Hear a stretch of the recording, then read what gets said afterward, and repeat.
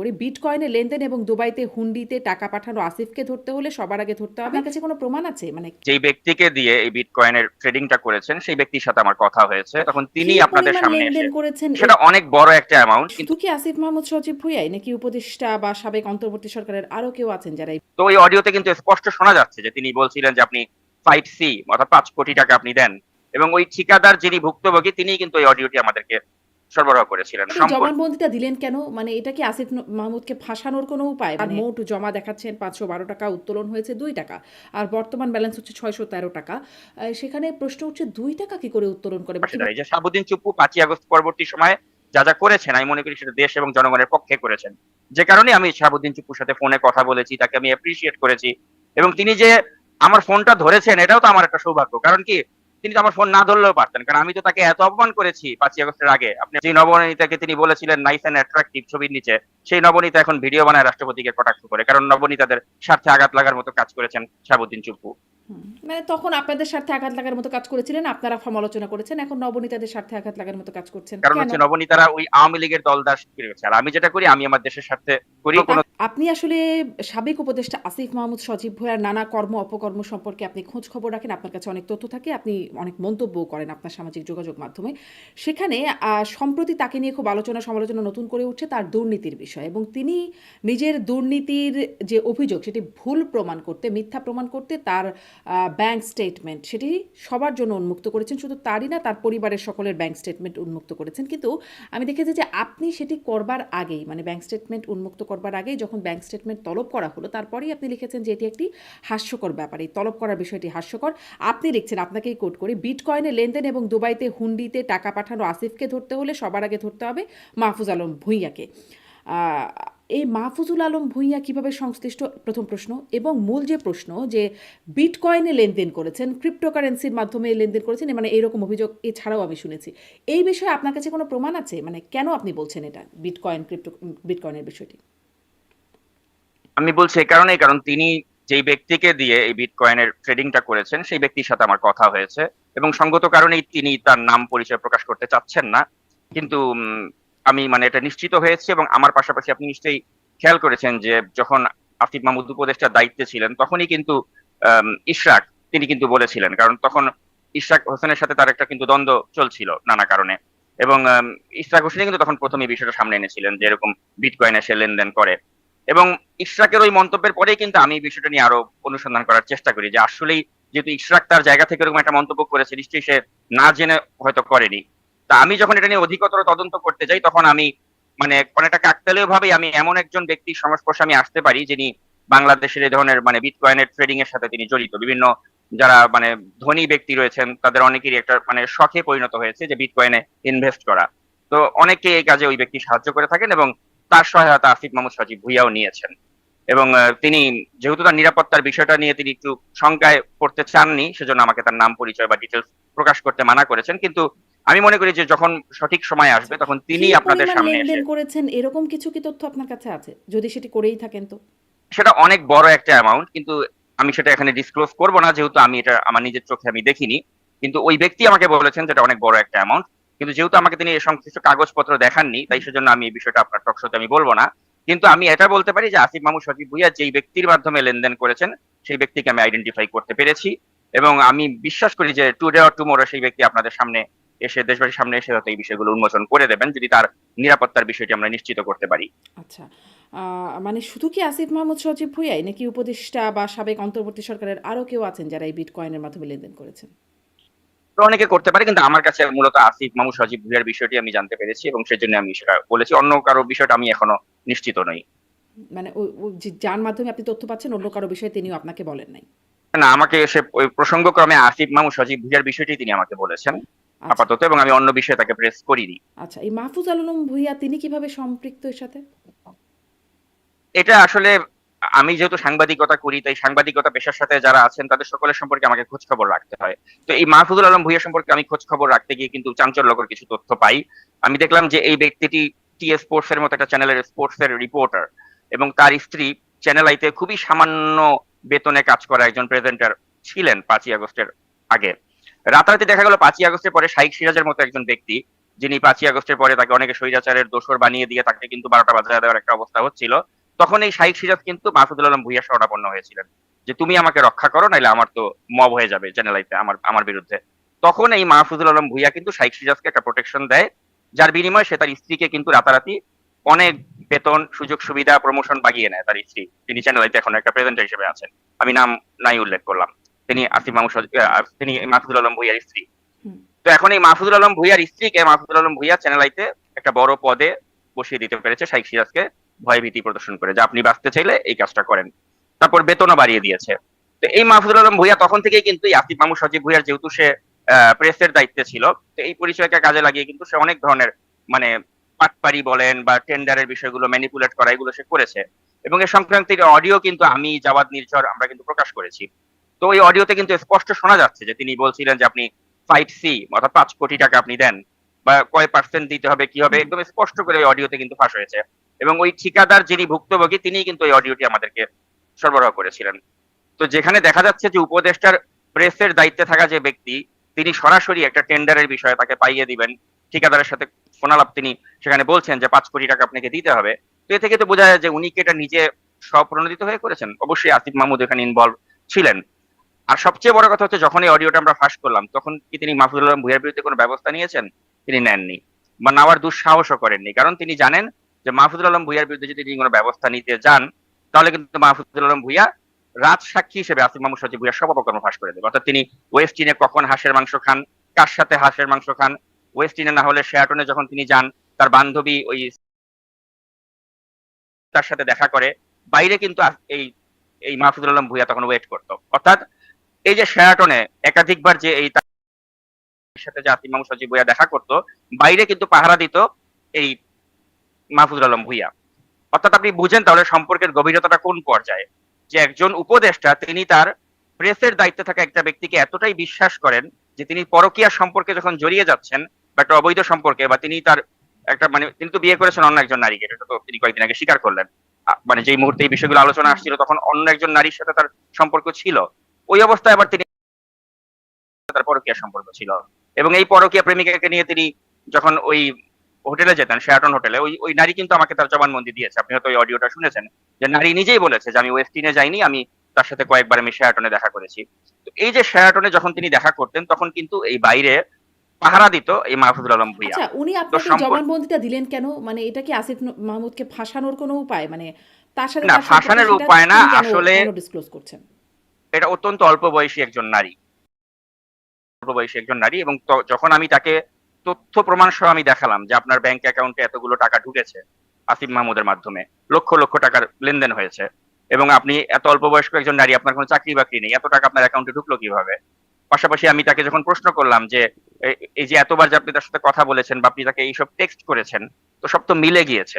তো তখন সে বুঝেছে যে সে আমার কাছে অলরেডি মানে আমি সব জানি, তাই সে যাতে এটা ফার্দার আমি যাতে এগুলো মানে বাজারে আমি না আনি, সেজন্য সে আমাকে এই কথাগুলো বলতে বাধ্য হয়েছে অনেকটা। বা অনুসন্ধানী সাংবাদিক হিসেবে আমি যখন তাকে বুঝিয়েছি যে আমি সবকিছু তথ্য আমার কাছে আছে, তো তিনি আমাকে ওই তথ্যের সহযোগিতা করার জন্য আর মিথ্যার আশ্রয় না নিয়ে স্বীকার করেছেন। ওই স্বীকারগুলি আমি আসলে রেকর্ড করে রেখেছিলাম, এবং আমি এটা আসলে প্রকাশও করতাম না, কারণ হুম, তিনি আমাকে এটা প্রকাশের অনুমতি দেননি। কিন্তু প্রকাশ করতে আমি বাধ্য হয়েছি যখন আসিফ মাহমুদ এগুলোকে গুজব বলে, অপপ্রচার বলে চালাতে চাচ্ছিল, বা যখন তিনি এই নারীর সাথে প্রতারণা করলেন, হুম। তখন এই নারীর একটা সূত্র আমাকে বললো যে আপনি চাইলে অডিওগুলো প্রচার করে দেন। আচ্ছা, তখন এটা তার নারীর অনুমতি সম্মতি ক্রমেই ছিল আমি আপনার অডিও প্রকাশে? এই প্রকাশে? পরবর্তী সময় যখন আসিফ মাহমুদ অন্য নারীকে বিয়ে করে ফেললো, তখন সে বলল যে এটা প্রচার করে দেন, কারণ ওই নারীর সাথে তো বিশ্বাসঘাতকতা হুম। করেছেন আসিফ মাহমুদ সজীব ভুইয়া। আচ্ছা, যাই হোক, এগুলো ব্যক্তিগত সম্পর্ক, বিষয়গুলো সুন্দর না। মানে এগুলো ভেতরের খবরগুলো যেমন সুন্দর না, এগুলো প্রকাশ্যে আসাটাও ভালো লাগে না। আমি আপনার কাছে বরং এটা একটু জানতে চাই যে আ মানে আরো কয়েকজন উপদেষ্টাদের বিষয়েও তদন্ত হচ্ছে, দুদকে অভিযোগ আছে। মানে আ সৈয়দা রিজওয়ানা হাসান, দেখছিলাম আম দেখছিলাম আদিলুর রহমান, আ আ আরো একজন মানে সহকারী প্রধান উপদেষ্টা বিশেষ সহকারী খোদাবক্স চৌধুরী, এবং আসিফ মাহমুদ তো আছেন, ফাউজুল কবির, এই কয়েকজনের বিরুদ্ধে অভিযোগ আছে। মানে এই ৪ জন উপদেষ্টা এবং প্রধান উপদেষ্টা বিশেষ সহকারী, তাদের বিরুদ্ধেও কোনো বিশেষ তথ্য কি আপনার কাছে আছে? নাকি আপনি শুধুমাত্র আসিফ মাহমুদের বিষয়টাই আপনার কাছে আছে? মানে এদের বিরুদ্ধেও কেন অভিযোগ? বা আরো যদি মানে অন্যভাবে প্রশ্ন করি, এদের বিরুদ্ধেই কেন, বাকিদের বিরুদ্ধে না কেন? এদের বিরুদ্ধে আপনি যদি অনুসন্ধান করেন হয়তো অনেক কিছু বের হবে, কারণ এখানে কেউই তো সাধু ছিল না। কারণ ডক্টর ইউনূস তো বেছে বেছে তার নিজের সাথে যাদের ভালো সম্পর্ক তাদেরকে তিনি বসিয়েছেন, এখানে তো যোগ্যতাটা মাপকাঠি ছিল না। তিনি যাদেরকে চেনেন, যাদের সাথে স্বাচ্ছন্দ্য বোধ করেন, তাদেরকে তিনি ধরে ধরে বড় বড় পজিশনে বসিয়ে দিয়েছেন। এখন সৈয়দা রেজওয়ানা হাসান, তার সম্পর্কে তো আমরা জানি যে তার স্বামীর সাথে নসরুল হামিদ দীপুর অত্যন্ত ঘনিষ্ঠ সম্পর্ক। হুম। আর আমি নসরুল হামিদ দীপুর তথ্যটা আমি একটু বেশি পাই এ কারণেই যে আমি এখন আপনার সাথে এই যে শহরটাতে বসে এই লাইভ করছি, আমার এখানেই কিন্তু এই এই রাস্তার অপোজিটেই নসরুল হামিদ দীপুর একটা দোকান রয়েছে, মানে গ্যাস স্টেশন। সেটা আচ্ছা। তিনি $35 মিলিয়ন দিয়ে ক্রয় করেছেন। অর্থাৎ নসরুল হামিদ দীপুর মানে এই পাচারকৃত টাকার সাম্রাজ্য আমার এই শহরেও রয়েছে। তো সেজন্য আমি খোঁজ খবরটা একটু বেশি পাই। তো ওই দোকানে যিনি কাজ করেন তিনি আমাকে তথ্য দিয়েছেন যে বিপু ভাইয়ের তো এখন সম্পদ রেজওয়ান আপা দেখাশোনা করছেন তার স্বামীর মাধ্যমে। বলে যে বিপু ভাইয়ের যে গার্মেন্টস, ওটা তো এখন রেজওয়ানা আপার হাজবেন্ড চালাচ্ছে। এবং জুলকারনাইন সাহেব তো প্রমাণ সহ, ডকুমেন্ট হুম। সহ সেটা দেখিয়েছে। তো এগুলো তো সত্য কথা, এগুলো তো মানে মিথ্যা কিছু নয় যে রেজওয়ানা হাসান তিনি তার ক্ষমতার অপপ্রয়োগ করে তার স্বামীকে দিয়ে তিনি এই নসরুল হামিদ দীপুর অবৈধ সম্পত্তি দেখাশোনা করেছেন। তার যে যে বাসাগুলো ছিল বাংলাদেশে, সেগুলো যাতে মবের শিকার না হয় সেগুলো থেকে তিনি রক্ষা করেছেন, এবং রক্ষার পুরস্কারটা বা বেনিফিটটা তিনি পাচ্ছেন। এবং বিপুর আহ, এই ফ্যাক্টরি গুলোতে যে টাকাগুলো ইনকাম হচ্ছে সেগুলো কিন্তু হুন্ডি করে আবার রেজওয়ানা সুন্দর মতো পাঠিয়ে দিচ্ছে বিপুর কাছে। যেমন কয়েকদিন আগে রসুল আমি বিপু সিঙ্গাপুরে তার চিকিৎসা করতে হবে, চিকিৎসার টাকা প্রয়োজন। তো আমি পরে জানতে পারলাম যে একটা হুন্ডির ব্যক্তি, যার সাথে আমার ঘটনাক্রমে পরিচয় হলো, সেই হুন্ডির ব্যক্তি বললেন যে রেজওয়ানা আপার মাধ্যমে টাকাগুলো আমরা হুন্ডি করে সিঙ্গাপুরে পাঠিয়ে দিলাম, বিপু ভাইয়ের চিকিৎসার জন্য লাগবে। তো এই লেভেলের সম্পর্ক ছিল। আপনি চিন্তা করে দেখুন যে আমাদের একজন অন্তর্বর্তী সরকারের উপদেষ্টা রেজওয়ানা হাসান, তিনি বিদেশে পলাতক একজন আওয়ামী লীগের যিনি একসময় মানে প্রতিমন্ত্রী ছিলেন, তার কাছে তিনি টাকা পাঠিয়ে দিচ্ছেন, এখান থেকে তার ফ্যাক্টরি দেখাশোনা করছেন, গার্মেন্টস ফ্যাক্টরি, এটা লাভের অংশ তাকে আবার তিনি পাঠিয়ে দিচ্ছেন হুন্ডি করে। এ ধরনের অনৈতিক কার্যকলাপে তারা জড়িত ছিলেন। এখন আমার কাছে যে তথ্য এসেছে, এটা কি ডক্টর ইউনূস জানতেন না, বা সরকারের ভিতরের যারা গোয়েন্দা বাহিনী ছিল তারা কি জানতেন না? আমার তো মনে হয় আমার থেকে বেশি তথ্য তাদের কাছে থাকার কথা। তো তারা এগুলো জেনেও না জানার ভান করেছে। যেমন আপনি একটু আগে বলছিলেন খোদা বক্স চৌধুরীর কথা, আমি বেশ কয়েকজন পুলিশ কর্মকর্তা, তাদের সাথে আমি কথা বলে যেটা জানতে পারলাম যে একটা এসপি নিয়োগের ক্ষেত্রে একটা বিভিন্ন জেলাতে যে এসপি নিয়োগ করা হবে, সেখানেও এই খোদা বক্স এবং বাহারুল আলম তারা মিলে একটা মানে ফিক্সড রেট করে দিয়েছিল যে 4 কোটি টাকা দেওয়া লাগবে, যে প্রত্যেকটা জেলায় জেলায় এসপি হতে গেলে 4 কোটি টাকা দেওয়া লাগবে। আমি কয়েকজন এসপির সাথে কথা বলে যারা বলেছে যে আমাদের টাকা ছিল না, আমরা হতে পারি নাই, আমাদের চেয়ে অযোগ্য লোককে এই খোদা বক্স এবং বাহার তারা মিলে এভাবে নিয়োগ দিয়েছে। তো এই যে এতগুলো জেলাতে তারা যদি মানে প্রতিটাতে 4 কোটি 5 কোটি করে নেয়, তাহলে কি পরিমাণ টাকা একটা এসপি নিয়োগের ক্ষেত্রে এই বাহার এবং খোদা বক্স কামিয়েছে আপনি অনুমান করে দেখুন। তারপরে আপনি বলছিলেন আদিলুর রহমান শুভ্রর কথা। আদিলুর রহমান শুভ্র তো শুধু যে বাংলাদেশ সরকারের টাকা আত্মসাৎ করেছে তা কিন্তু নয়, সে তুরস্ক থেকেও ফান্ড পেয়েছিল। তুরস্ক থেকে তাকে ফান্ড দেওয়া হয়েছিল যে আপনি আমার দেশ পত্রিকার মাহমুদুর রহমান বা এই যে গোষ্ঠীটা যারা চাচ্ছিল নির্বাচন যাতে না হয়, তাদের সাথে সক্রিয় থেকে নির্বাচনটা বানচাল করুন। এবং আমরা অনেকেই তখন ভুল বুঝেছিলাম যে হয়তো এই চক্রের সাথে আপনার আমরা ভেবেছিলাম যে খলিলুর রহমান তিনিও জড়িত আছেন। হুম। এবং আমরা দেখেছিলাম যে পিনাকি ভট্টাচার্যের মতো একজন ব্যক্তি, তিনি খলিলুর রহমান তাকে প্রশংসা করে ভিডিও বানাচ্ছিলেন। কিন্তু পরবর্তীতে আমরা দেখতে পেলাম, মানে আমরা সকলেই বোকা বনে গেলাম, যে খলিলুর রহমান আসলে গুপ্ত ছিল। আমরা যে বললাম যে জামাত গুপ্ত গুপ্ত, এখন খলিলুর রহমান যেখানে গুপ্ত ছিল এটা আমরা কিন্তু আসলে বুঝতে পারিনি। খলিলুর রহমান কিন্তু কার দেখা গেল, বিএনপির গুপ্ত ছিল? হ্যাঁ এখন তো অবস্থা দিচ্ছে তাই মনে হচ্ছে। যে আপনি দেখেন যে পিনাকি ভট্টাচার্য আজকেও একটা ভিডিও বানিয়েছেন যেখানে খলিলুর রহমানকে কিন্তু তিনি মানে বোঝা যায় যে খলিলুর রহমানের প্রতি তার একটা রাগ বা ক্ষোভ রয়েছে। তো হুম। এ থেকে বোঝা যায় যে খলিলুর রহমান আসলে ওই পিনাকি বা ওই গ্রুপের সাথে হয়তো উপরে উপরে ভাব দেখিয়েছিলেন, কিন্তু ভিতরে ভিতরে তিনি যেটা করেছেন ওটা দেশের পক্ষে গিয়েছে, কারণ আলটিমেটলি আমরা কেউই নাকি চাই। আসলে বিষয়টা এরকমও তো হতে পারে যে উপরে উপরে ভাগ দেখেন নাই, তখন তিনি সেরকমই ছিলেন, পরে স্বার্থের কারণে এদিকে চলে আসছেন। না, বিষয়টা তা নয়। কারণ আপনাকে আমি একটা কথা বলতে চাই যে এই যে বিএনপির যে একটা কনফিডেন্স যে একটা নির্বাচন হবে ফেব্রুয়ারি মাসে, এই কনফিডেন্সটা কিন্তু ছিল না। হুম। কনফিডেন্সটা কখন গ্রো করে? কনফিডেন্সটা গ্রো করে যখন তারেক রহমানের সাথে ফেব্রুয়ারি মাসে 2025-এর ফেব্রুয়ারিতে যখন লন্ডনে ডক্টর ইউনূস দেখা করলেন, তারপরেই কিন্তু বিএনপির একটা বডি ল্যাঙ্গুয়েজে আমূল পরিবর্তন আসে এবং তারা বলেই মানে বুঝেই ফেলে যে নির্বাচনটা হচ্ছে। এখন এই কিংস পার্টি মানে এনসিপি যতই ডক্টর ইউনূস তাদের প্রতি একটা মানে ভালোবাসা থাকুক না কেন, ডক্টর ইউনূস নির্বাচন দিতে কমিটেড। হুম। এবং এই যে নির্বাচন দিতে ডক্টর ইউনূস কমিটেড, এটা কার মাধ্যমে অ্যাসুরেন্সটা এসেছে? এসেছে কিন্তু খলিলুর রহমানের মাধ্যমেই। খলিলুর রহমানই বিএনপিকে আশ্বস্ত করতে সক্ষম হয় যে নির্বাচনটা হবে, আপনারা এই পিনাকি বা এই যে আদিলুর এরা এরা যে অপপ্রচার করছে বা এরা যে চাচ্ছে নির্বাচন বানচাল হতে, আমি ওদের সাথে নাই, আপনি এদের কথা বিশ্বাস করেন না। এবং তারেক রহমান কিন্তু তখন বিশ্বাস করেছে, হুম। এবং বিশ্বাস করে তারেক রহমান কিন্তু ঠকে নাই। হুম। অন্তত মানে ফলাফল তো তাই তাহলে কি বলছে জামাতের নির্বাচনের। পক্ষ থেকে জামাতের নায়েবে আমির যে তাকে বিশ্বাসঘাতক বা মীর জাফর বলছেন, তাহলে কি সেটা ঠিকই বলছেন? এখানে বিশ্বাসঘাতকতা দল উনি কি বলছেন আমি জানি না। এখানে সুষ্ঠু নির্বাচন হলে বিএনপি জিতবে এটা পাগলেও জানে। তো সুষ্ঠু নির্বাচন হয়েছে, সুষ্ঠু নির্বাচনের ক্ষেত্রে কোনো প্রতিবন্ধকতা আসেনি। বিএনপি যেটা রাইটলি ডিজার্ভ করে ওই ফলাফলটাই এখানে রিফ্লেক্ট করেছে।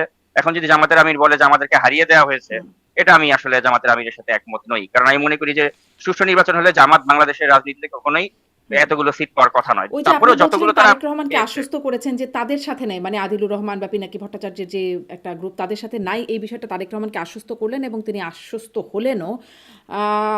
তাহলে কি আসলে এখন আবার এদিকে গুপ্ত থেকে এমন কোনো কলকাঠি তিনি নাড়লেন? কারণ আমারই অনুষ্ঠানে নীলোফার চৌধুরী মণি তিনি বলছেন যে মানে তিনিও বলছেন যে খলিলুর রহমান সম্পর্কে আমরাও অনেক, মানে তার কথা বলছেন যে তিনিও অনেক কথা বলেছেন খলিলুর রহমান সম্পর্কে, কিন্তু তিনি নির্বাচনের আগে যুক্তরাষ্ট্র গেছেন, কখনো দিল্লিতে গেছেন, অনেক দৌড়ঝাঁপ করেছেন এবং তার একটা সুন্দর নির্বাচন হয়েছে তার হস্তক্ষেপের কারণেই হতে পেরেছে।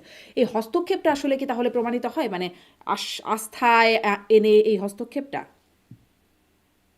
না আসলে আপনি জানেন যে ভূ রাজনীতি কিন্তু আসলে মানে অনেক জটিল একটা বিষয়, এবং এই ভূ রাজনৈতিক বিষয়গুলোতে আপনি দেখবেন যে একটা ভূ রাজনীতি বিশ্লেষক হিসেবে নিজেকে ইদানিং খুব বেশি মানে জাহির করার চেষ্টা করেন ফরহাদ মজহার। হুম। তো আপনি দেখেন ফরহাদ মজহার যে ধরনের তথ্যগুলি দেয় বা যে ধরনের কথাবার্তাগুলো বলে, ওগুলো যদি আপনি ইমপ্লিমেন্ট করেন তাহলে ভারতের সাথে কিন্তু আমাদের শত্রুতা হয়ে যাবে।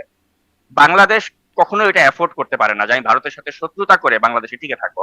আমাদের ফরেন পলিসিটা ওইভাবেই হতে হবে যে আমি ভারতকেও ওইভাবে একটা আস্থায় রাখবো যাতে ভারত আমার ক্ষতি না করে, পাশাপাশি অন্যান্য আমার নেইবারিং কান্ট্রির সাথে আমার সুসম্পর্ক বজায় রাখতে হবে।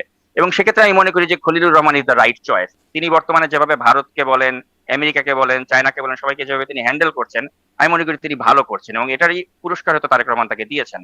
আর আমরা যারা তার বিরুদ্ধে ছিলাম, তার বিরুদ্ধে আমাদের অনেক ক্ষোভ ছিল। কারণ কি? কারণ ছিল যে তিনি ওই পিনাকি ভট্টাচার্যের গ্রুপের সদস্য যারা নির্বাচনটা বানচাল করতে চাচ্ছিল। কিন্তু আমরা তো পরবর্তীতে দেখলাম যে না, তিনি আসলে বানচালের ভূমিকা রাখেননি এবং তিনি যেটা সঠিক দেশের জন্য সেই কাজটাই তিনি করেছেন। তাহলে আসলে তো মানে সেজন্য বিষয়গুলো ঠিক লন্ডন বৈঠক থেকেই উল্টে গেল, মানে জামাই তো বলছেন লন্ডন বৈঠক লন্ডন থেকে বৈঠকে উল্টে তিনি গেছে। তিনি ষড়যন্ত্রের নায়ক হিসাবে কারণ খলিলুর কারণ রহমানকে বলছেন। লন্ডন বৈঠকে আপনি দেখবেন যে আমির খসরু মাহমুদের সাথে যখন খলিলুর রহমান বসে একসাথে তারা একটা প্রেস কনফারেন্স করলো, তখন থেকেই কিন্তু আমাদের কাছে বিষয়টা ভালো লাগেনি। যে যেই বিএনপি বলছিল যে খলিলুর রহমানের আমরা অপসারণ চাই, সেই বিএনপির একজন আমির খসরুর মতো নেতার সাথে সে বসে একসাথে যৌথ সংবাদ সম্মেলন করলো বা যেভাবে সে ওই মিটিং এ থাকলো, এবং আমরা বলছিলাম যে যেখানে বিএনপির আপত্তি রয়েছে খলিলুর রহমানকে নিয়ে, সেখানে সেই খলিলুর রহমানকেই কেন এই বৈঠকে উপস্থিত থাকতে হলো? এখানে কেন পররাষ্ট্র উপদেষ্টা তৌহিদ উপস্থিত থাকলেন না? কেন খলিলুর রহমানকেই নিয়ে যেতে হলো? আমরা কিন্তু ওই সময় প্রশ্ন হুম। তুলেছিলাম।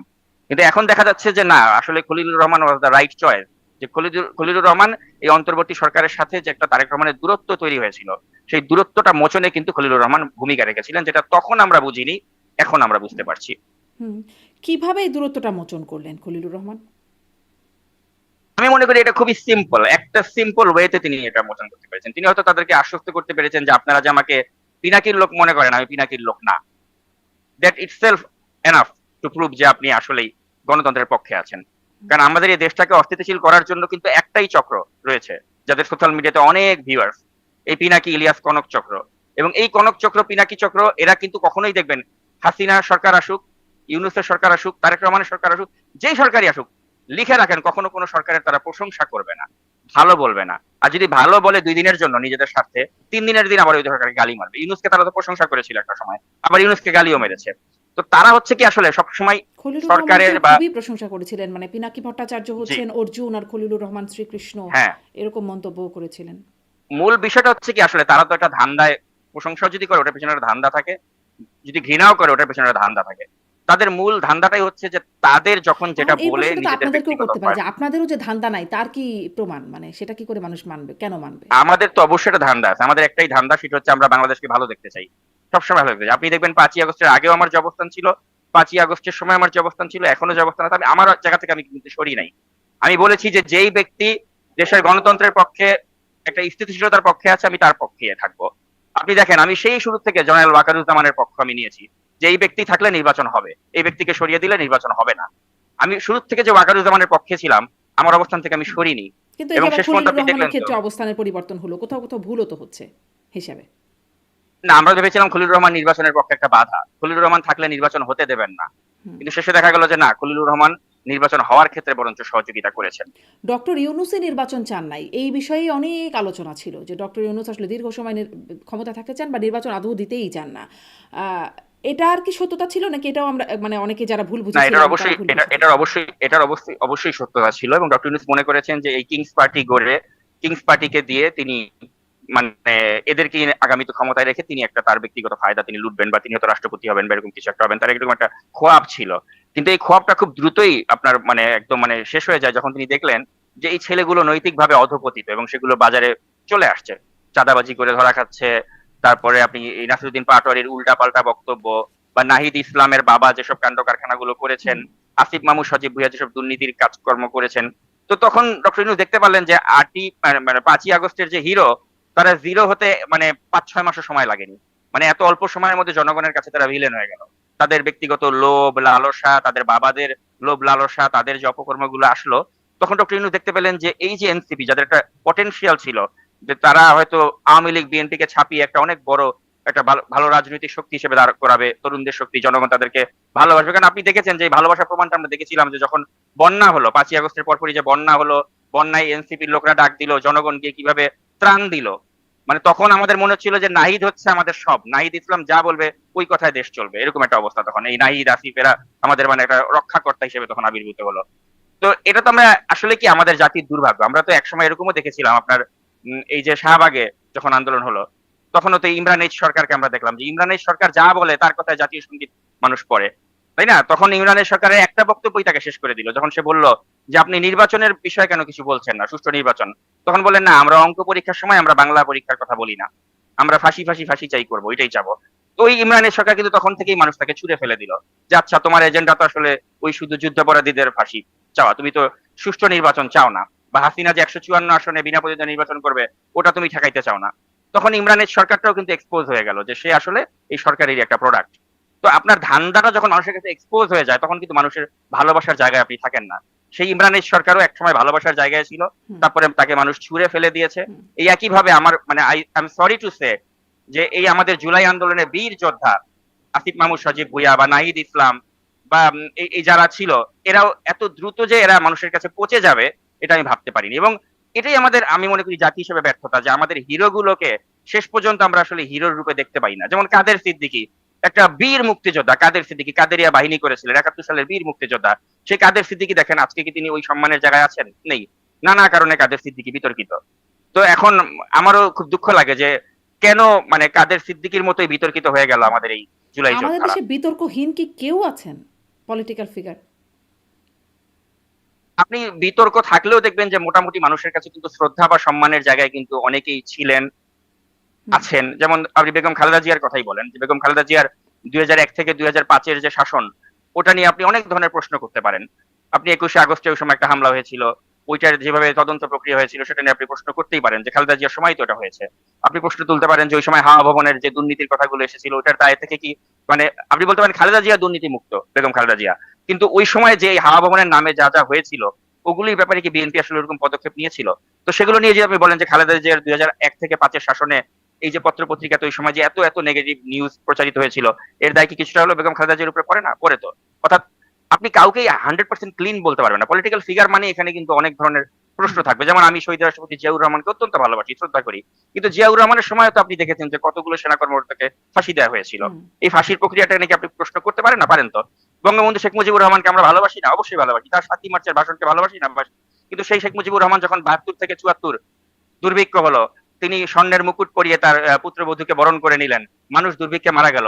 তো সেই যে ভালোবাসা শেখ মুজিবুর রহমান, তার ওই ভালোবাসা তো আর থাকলো না ভালোবাসার জায়গায়, তাই না? তো আমরা এটা আমাদের দুর্ভাগ্য যে আমাদের হিরো শেখ মুজিবুর রহমান বা জিয়াউর রহমান বা বেগম খালেদা জিয়া প্রত্যেকেই কিন্তু তাদের লাইফে তাদের দে হ্যাভ দেয়ার মানে ফেয়ার শেয়ার অফ যে মানে ক্রিটিসিজমের জায়গা বা বিতর্কের জায়গা তারা রেখেছেন, এবং এটাই কিন্তু রাজনীতির ক্ষেত্রে বলেন বা ব্যক্তি মানে জীবনে বলেন সবার বিতর্কহীন নাই। ক্ষেত্রেই যে আমি একটু বিতর্কহীন কেউই না। আপনি বলছিলেন না যে বিএনপির গুপ্ত বের হয়ে গেলেন পরে খলিলুর রহমান। আমি মনে হয় সম্ভবত সেদিন ইলিয়াস হোসেনের বক্তব্যেই একটা শুনছিলাম যে তিনি বলছেন যে এরকম বছরখানেক গেলে এভাবে চলতে থাকলে 10 বছর পরে গিয়ে দেখা যাবে বিএনপি মহাসচিবই হচ্ছেন জামাতের লোক, জামাতের রোকন। হ্যাঁ, মানে বিএনপিতে কারা জামাতের গুপ্ত আছে সেই রকম আপনারা যেহেতু অ্যাক্টিভিজম করেন এবং অনেকটাই বিএনপির পক্ষেও অ্যাক্টিভিজম করেন, সেখানে আপনাদের কাছে কি এরকম কোনো তথ্য আছে আসলে কি বিএনপিতে জামাত গুপ্ত আছে কিনা? মানে আওয়ামী লীগে গুপ্ত ছিল, ছাত্রলীগে গুপ্ত ছিল, এখন তো পরবর্তীতে সেটি বেরিয়ে আসলো। এখন ছিল কি ছিল না ওইটার থেকে বড় কথা হচ্ছে কি যে বিএনপি তো নির্বাচনে জয়ী হয়ে গেছে এবং জয়ী হয়ে তো তারা এখন সরকার পরিচালনা করছে। তো এখন যদি গুপ্ত ওইভাবে থেকে থাকে, এটা আপনি আগামী দিনগুলোতে দেখবেন যে বিএনপির যখন কোনো মানে কিছু যদি সামনে চলে আসে, এই গুপ্তরাই সেগুলো বের করে দিবে বা আমাদের কাছে দিয়ে দিবে যে বিএনপি সরকারের ভেতরের খবরগুলো। যেমন আওয়ামী লীগের ভেতরে তো আওয়ামী লীগের বিরুদ্ধে অনেক শক্তি ছিল, যারা আমাদেরকে আওয়ামী লীগের তৎকালীন সময়ের আপনি দেখবেন যে এই যে মাহির সাথে যে মুরাদ, তার যে কথোপকথন, এটা আমরা কি করে পেলাম? ওই বিএনপির ভেতরে, আওয়ামী লীগের ভেতরে গুপ্ত লোকজনই তো আমাদেরকে দিয়েছে। না হলে একটা মানে প্রতিমন্ত্রীর অডিও কনভারসেশন কি করে আমার হাতে চলে আসলো? বা আওয়ামী লীগের আমলে যে এত কনভারসেশন গুলো আমাদের কাছে আসতো বা বিভিন্ন মানে তথ্য যে আসতো, আওয়ামী লীগের ভেতরে থাকাই গুপ্তরাই তো আমাদেরকে দিত। এখন বিএনপির ভেতরে কারা কারা গুপ্ত বা কারা কারা বিএনপির বিরুদ্ধে কাজ করছে বা তথ্য দিয়ে আমাদের সহযোগিতা করছে, এটাও হয়তো আমরা অচিরেই জানতে পারবো। বিএনপি আগে মাত্র তো ক্ষমতায় তারা আসলো, সামনে আরো তারা ভুল ভ্রান্তি করবে, এগুলো যারা এক্সপোজ করতে আমাদের সহযোগিতা করবে, আমরা বলতে পারি তারাই গুপ্ত। জি, তাদের গুপ্তের সহায়তায় তখন সেগুলো আপনারাও এক্সপোজ করবেন। ইন্টারেস্টিং আসলে গুপ্ত জি। বিষয়টা বেশ ইন্টারেস্টিং।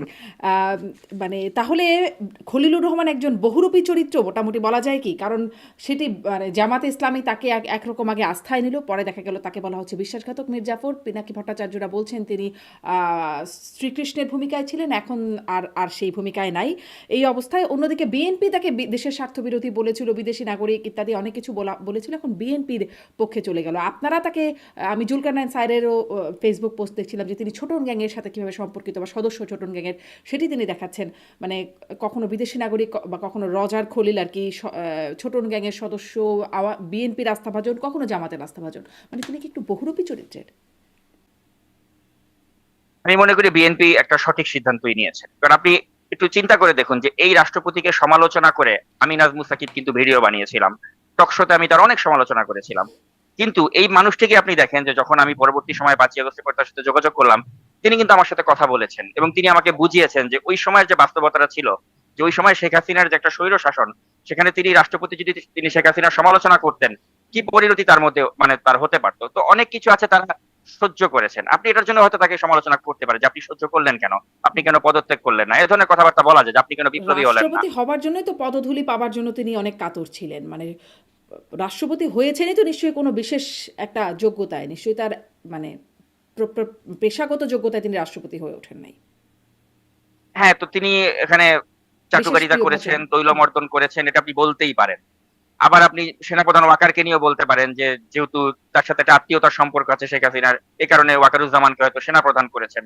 এগুলো আমরা বলতেই পারি, কিন্তু বলতে আপনি পারি, কিন্তু সেনাপ্রধান তো দেখবেন ওরকম কোনো যে ভিডিও নাই, সেনাপ্রধান শেষ পর্যন্ত, এরকম কোনো বক্তব্য দিচ্ছেন, হ্যাঁ পদধূলি আপনি চাচ্ছেন। শেষ পর্যন্ত দেখবেন যে ওই লোকটি শেষ পর্যন্ত কি করলো, সেটা কি দেশ ও জনগণের পক্ষে গিয়েছে কিনা।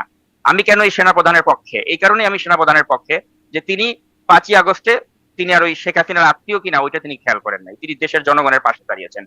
সুষ্ঠু নির্বাচন করে যেতে যত ধরনের সহযোগিতা লাগে তিনি করেছেন। এই জন্য যত মানুষই বলুক যে ওয়াকারুজ্জামান শেখ হাসিনার মানে বিশেষ বিবেচনায় সেনাপ্রধান হয়েছেন, আমি সেটার সাথে একমত নই। আমি মনে করি এটা আমাদের একটা সৌভাগ্য যে আমরা ওয়াকারুজ্জামানকে এই 5ই আগস্টের সময় আমরা সেনাপ্রধানের দায়িত্বে পেয়েছিলাম। না হলে 5ই আগস্টে ওই শেখ হাসিনার পতন ঘটতো কিনা আমার সন্দেহ আছে।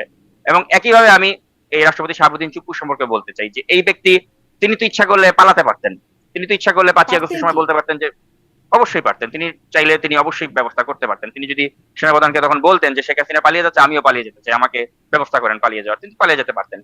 তিনি কেন অনেকেই মানে তো ওখানে পারেননি ছিলেন? পালাতে, অনেকেই তো পারেননি, মানে প্রভাবশালী রাষ্ট্রপতি আর আসলে নমিনাল হেড বা নমিনালি অনেক ক্ষমতা সম্পন্ন, কিন্তু অনেক ক্ষমতাশালীরা তো আসলে এখনো জেলে আছেন। যেখানে যেখানে প্রাণ ভয়ে শেখ হাসিনা পালিয়ে গেছেন, প্রাণ ভয়ে স্পিকার পালিয়ে গেছেন, কই প্রাণ ভয়ে প্রাণ ভয়ে শাহাবুদ্দিন চুপ্পু স্পিকার কিন্তু কোথায় কোথাও। পালালেন? তিনি তো আসলে ছিলেন মানে সেনানিবাসে, ক্যান্টনমেন্টে। হ্যাঁ, সেনানিবাসে ছিলেন, তো এখন রাষ্ট্রপতি তো সেনানিবাসে যেতে পারতেন, তিনি কেন ওইখানে ছিলেন? তাকে তো ওইখানে মব তৈরি করে মেরে ফেলা হতে পারতো। শাহাবুদ্দিন চুপ্পু আমাকে স্পষ্ট বলেছেন যে আমাকে যদি ওখানে কেউ মেরেও ফেলে, আমি মারার জন্য প্রস্তুত ছিলাম, কারণ আমি জানি আমি কোনো অন্যায় কাজ করিনি বা অন্যায় কাজ আমি করবো না, আমাকে দিয়ে অন্যায় কাজ হবে না। আমি ওই সময় আমার উপরে যে অর্পিত দায়িত্ব ছিল আমি পালন করেছি, আমাকে তখন শপথ নিতে বলা হয়েছিল, আমি অন্তর্বর্তী সরকারের শপথ আমি করে দিয়েছি। এবং আমি ছাত্রদের যত যৌক্তিক দাবিগুলো, এটার সাথে আমি একাত্মতা ঘোষণা করেছি বলেই তো আমি শপথ গ্রহণ আমি করেছি। এবং পরবর্তী সময় তো এই যে তারেক রহমানের শপথেও তো তিনি থাকলেন। এবং তিনি আপনি দেখবেন যে 5ই আগস্টের পরবর্তী সময় তাকে যে ধরনের অসম্মান করা হয়েছে, অপদস্থ করা হয়েছে, রাষ্ট্রপতি একজন মানে এই পদটাকেই তো অপমান করা হয়েছে, কিন্তু শাহাবুদ্দিন চুপ্পু কিন্তু এগুলো কষ্ট করে হলেও তিনি মেনে নিয়েছেন এবং তিনি দেশ ও চুপ্পু জাতির জন্য সাহেব এমন চুপই কোনো কাজ থেকেছেন। করেন। হ্যাঁ, উনি চুপ থেকেছেন এবং উনি এমন কিছু করেননি যেটা আমাদের এই যারা এই আন্দোলন করেছে তাদের বিরুদ্ধে যায়। বরঞ্চ আন্দোলনকারীরা নানা সময় বলেছে যে আজকে চুপ্পুর পদত্যাগ করব, চুপ্পুকে ওখান এমন থেকে কিছু টেনে করার মতো নামাবো। অবস্থাও কি তার ছিল আসলে? তিনি তো নিজে যখন সাক্ষাৎকার দিচ্ছেন, তিনি তার কথায় স্পষ্ট বুঝিয়ে দিয়েছেন যে তিনি একরকম অবরুদ্ধ ছিলেন। তার মতামতে তার নামে অনেক কিছু হতো, কিন্তু তার আসলে বলার কিছুই ছিল না। এমনকি তিনি নিজের ব্যক্তিগত কাজেও বেরোতে পারতেন না, চিকিৎসার জন্য যেতে পারতেন না। অতএব তার এমন যেতে কিছু পারতেন করার না। কোনো সুযোগটাই বা ছিল কোথায়? তার তার কোনো প্রেস উইং ছিল না। তাকে তো চূড়ান্ত অপমান ওটাই করা হয়েছিল যে তার প্রেসের কোনো তথ্য মানে আমরা সাংবাদিকরা পাচ্ছিলাম না। তো তাকে এভাবে অবরুদ্ধ করে রেখে এটা তো রাষ্ট্রপতির পদটাকেই অসম্মান করা হয়েছে। এবং তিনি অসম্মানটা সহ্য করে হলেও তিনি থাকলেন এবং আমাদের এই ইতিহাসের যে একটা মানে টার্নিং পয়েন্টে তিনি তার উপরে যে অর্পিত দায়িত্বটা, এই যে ডক্টর ইউনূসের শপথ করানো, মানে এখানে যে কোনো বিপ্লবী সরকার হয়নি, হুম। এটার পেছনে তো আপনাকে ক্রেডিটটা শাহাবুদ্দিন চুপ্পুকে দিতে হবে। যে রাষ্ট্রপতি না থাকলেই তো তারা এই আদিলুর রহমান শুভ্রের মতো লোকরা একটা বিপ্লবী সরকার করে দিত, এই মাহমুদুর রহমানের মতো লোকরা, আমার দেশের লোকরা, তারা বিপ্লবী সরকার করে দিয়ে তারা কত ফায়দা নিত। একটা সুষ্ঠু নির্বাচন হতো কিনা আমরা জানি না তখন। দেশটা একটা কোন নৈরাজ্যের দিকে চলে যেত যেটা তারা চাচ্ছিল, এই পিনাকি গঙ্গা। তো সেটা তো হয় নাই এই শাহাবুদ্দিন চুপ্পুর কারণে। এই কারণে শাহাবুদ্দিন চুপ্পুকে নিয়ে তাদের এত আক্ষেপ, এত ক্ষোভ। আর আমি আপনাকে যেটা বলি যে আমি আসলে কে আওয়ামী লীগ কে বিএনপি আমি ওটা কখনো দেখি, আমি দেখি যে যেই লোকটা আমার দেশের পক্ষে জনগণের পক্ষে দাঁড়িয়েছে আমি তার পাশে দাঁড়াই। যে শাহাবুদ্দিন চুপ্পু 5ই আগস্ট পরবর্তী সময়ে যা যা করেছেন আমি মনে করি সেটা দেশ এবং জনগণের পক্ষে করেছেন। যে কারণে আমি শাহাবুদ্দিন চুপ্পুর সাথে ফোনে কথা বলেছি, তাকে আমি অ্যাপ্রিসিয়েট করেছি। এবং তিনি যে আমার ফোনটা ধরেছেন এটাও তো আমার একটা সৌভাগ্য। কারণ কি, তিনি তো আমার ফোন না ধরলেও পারতেন, কারণ আমি তো তাকে এত অপমান করেছি 5ই আগস্টের আগে। আপনি আমার ভিডিওগুলি দেখলে দেখবেন নাগরিক টিভিতে। আমি রাষ্ট্রপতি শাহাবুদ্দিন চুপ্পুকে অনেক অপমান করে কথাবার্তা বলেছি। তার ছেলে আরশাদ আদনানকে নিয়ে আমার অনেকগুলো অনুসন্ধানী প্রতিবেদন আছে। তো কই তিনি তো ওগুলো নিয়ে তো ক্ষোভ রাখেন নাই, তিনি তো আমার সাথে ঠিকই কথা বলেন। বরঞ্চ আমি মনে করি তার এখন ক্ষোভ হওয়া উচিত এই নবনীতার প্রতি, যে নবনীতাকে তিনি বলেছিলেন নাইস এন্ড অ্যাট্রাকটিভ ছবির নিচে, সেই নবনীতা এখন ভিডিও বানায় রাষ্ট্রপতিকে কটাক্ষ করে, কারণ নবনীতাদের স্বার্থে আঘাত লাগার মতো কাজ করেছেন শাহাবুদ্দিন চুপ্পু। হুম। মানে তখন আপনাদের স্বার্থে আঘাত লাগার মতো কাজ করেছিলেন, আপনারা সমালোচনা করেছেন। এখন নবনীতাদের স্বার্থে আঘাত লাগার মতো কাজ করছেন, তারা সমালোচনা করছেন। মানে স্বার্থে আঘাত লাগলেই শুধু সমালোচনা হয়। এখন নবনীতার আমাকে আপনি এক পাল্লায় মাপবেন না, কারণ কেন? হচ্ছে নবনীতারা ওই আওয়ামী লীগের দলদাস করেছে। আর আমি যেটা করি আমি আমার দেশের স্বার্থে করি। আমি কখনো কোনো তাকে দলের জিজ্ঞাসা করুন, দলদাস, তিনিও বলবেন না আমি দলদাস। তিনিও বলবেন নিশ্চয়ই দেশের স্বার্থেই কাজ করেন। কেউ কি আর দলদাস নিজেকে বলে? এটা পিপল উইল ডিসাইড, জনগণ সেটা দেখছে। আর আমি যদি ওই বিএনপির দলদাসগিরি করতাম তাহলে তো আজকে দেখতেন বিএনপির একটা ওই যে প্রেস সচিব, উপপ্রেস সচিব এরকম পদ পদবি আমার থাকতো। বিএনপিও জানে যে এরা বানায় লাভ নাই, কারণ এ আমাদের সমালোচনা করতে পারে যে কোনো মুহূর্তে। হুম। তো না, এই জন্য নবনীতারাও এরকম কোনো পদ-পদবি পান নাই অবশ্য আওয়ামী লীগ আমলে। একজন সাংবাদিকই ছিলেন। তাই না? আচ্ছা, কিন্তু বাড়তি সুযোগ সুবিধা তো অনেক পেয়েছেন। আচ্ছা। অনেক ধন্যবাদ নাজমুস সাকিব। অনেক বিষয়ে তথ্য জানা হলো, অনেক ব্যক্তিগত আলাপ আলোচনাও চলে আসলো। অনেক মানে অনেক ব্যক্তির সম্পর্কে আলাপ আলোচনাও চলে আসলো। ধন্যবাদ আপনাকে। সামনে আসিফ মাহমুদের বিষয়ে যদি আরো কোনো তথ্য আসে নিশ্চয়ই তখনও জানবার চেষ্টা করব। ধন্যবাদ আপনাকে যুক্ত হবার জন্য। জি, আপনাকেও ধন্যবাদ। দর্শক ধন্যবাদ এতক্ষণ সাথে থাকার জন্য।